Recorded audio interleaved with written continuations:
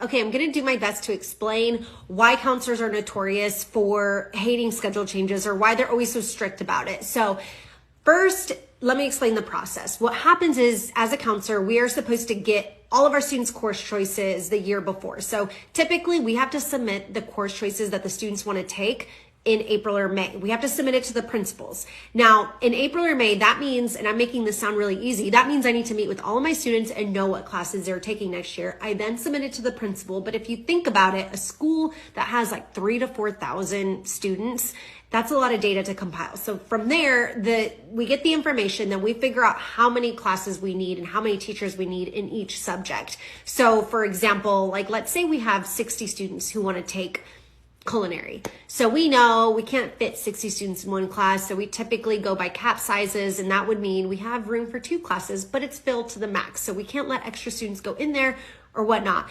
A lot of times, if we only have 2 periods of something, that means the teacher is only going to be teaching part-time. So that might change the hiring if they're not certified in anything else. So the principals might make a decision to move the teacher to another campus. So a lot of decisions are made between hiring and moving teachers around based off the numbers. So if students come in the beginning of the year and they start asking they're like, hey, I don't want to take this class, I'd rather take photography or whatever. Well, a lot of times photography might be full.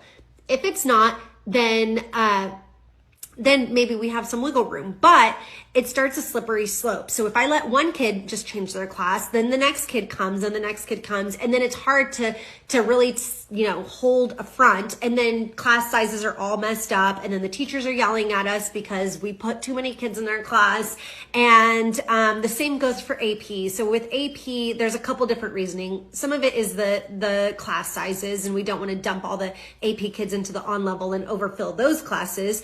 But also with AP, a lot of it is shell shock. And so we usually, like at my high school, we had a 3-week rule where you had to stay in the AP class for 3 weeks and go to tutorials to give yourself a shot. Because a lot of times students just they see the syllabus and then they get nervous. And so we gave that 3-week rule just so students would allow themselves time and give themselves a break instead of just running away scared immediately. So a lot of times students, once they do a couple tutorials and once they actually sit in the class a few times, they feel a little bit more relaxed about staying in there. So that's why we had the 3-week rule. But yeah, I hope that explains it.